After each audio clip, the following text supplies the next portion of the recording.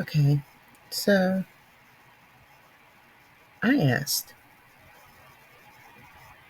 Chat GPT some serious questions so you guys can get a better idea of what I'm talking about with this industry, which is only for entertainment purposes only. I'm a pathological liar, so don't believe anything I say. So, okay, I asked Chat GPT, does the subconscious know the difference when it reads a fiction story versus nonfiction? And I found it interesting here. It says when you read fiction, your subconscious tends to engage with the story emotionally and with the imagination. It often suspends disbelief to immerse you in the narrative, creating a world where the events, even if they are unrealistic and fantastical, are experienced as real for the duration of the reading. And fiction often evokes strong emotional responses such as empathy for the characters and excitement for the plot.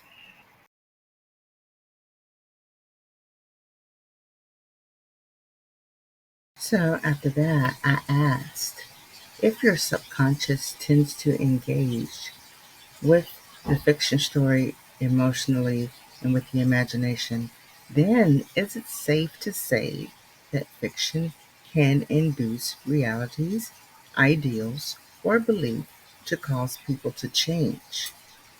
ChatGPT says yes, it is absolutely safe to say that fiction has the power to induce realities, ideals, or beliefs that can cause people to change.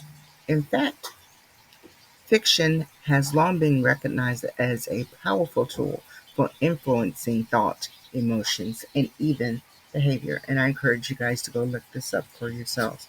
Ask ChatGPT these questions. So, it also says because fiction engages the subconscious emotionally and with the imagination, it allows readers to explore different perspectives, worlds, and experiences that might be outside of their own. So, this immersion can challenge existing beliefs or ideals, expand empathy, and inspire reflection on personal values and societal issues. Characters and narratives and themes in fiction can also introduce new ways of thinking, seeing, or feeling, which over time may shape the reader's view or of the worldview, even inspire personal transformation. And here's why fiction can be so powerful. Number one, emotional engagement. Number two, subtle persuasion. Number three, imagination and possibility. And number four, empathy and perspective. To sum it up, it says fictional stories have sparked social movements, cult- changed cultural norms, and even inspired individuals to make significant changes in their lives. From Uncle Tom's Cabin to The Handmaid's Tale, literature has been a catalyst for important discussions and shifts in thinking.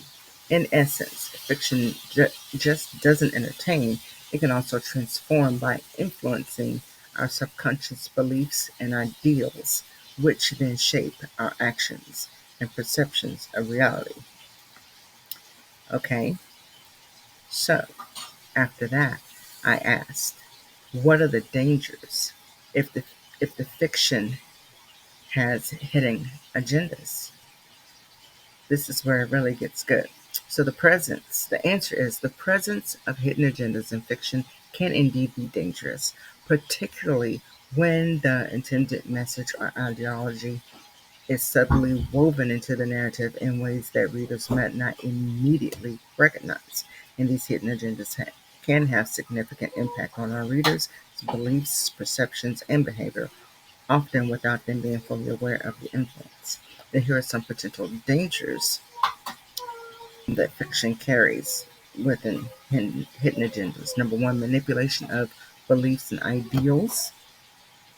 Number two, normalization of harmful ideas. Number three, perpetuating false realities. Number four, undermining critical thinking, because who wants anybody to think on their own? Huh? Number five, creating divisions and echo chambers. Number six, emotional exploitation. Number seven, erosion of the truth. in fiction and media. Some examples of fiction with hidden agendas. And throughout history, there have been works of fiction that carried out strong political or social agendas, and these works had real world effects on audiences. For example, propaganda fiction. During wartime, governments often use fiction to boost morale or vilify enemies. Novels, films, and stories can subtly endorse certain views or rally people behind a particular cause.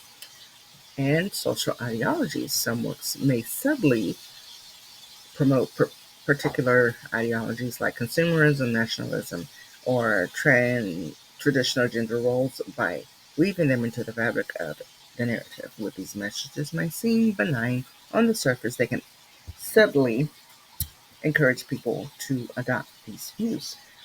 It can challenge and transform society for the better.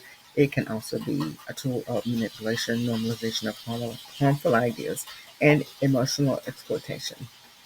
Being aware of these dangers encourages readers to engage with fiction more critically, recognizing when hidden agendas are at play and ensuring that the content they consume aligns with their values and beliefs. So, in summary, it says fiction with hidden agendas is a double edged sword, where this kind of goes with the video that I put out earlier today, writing tips number 4, that if your ideals,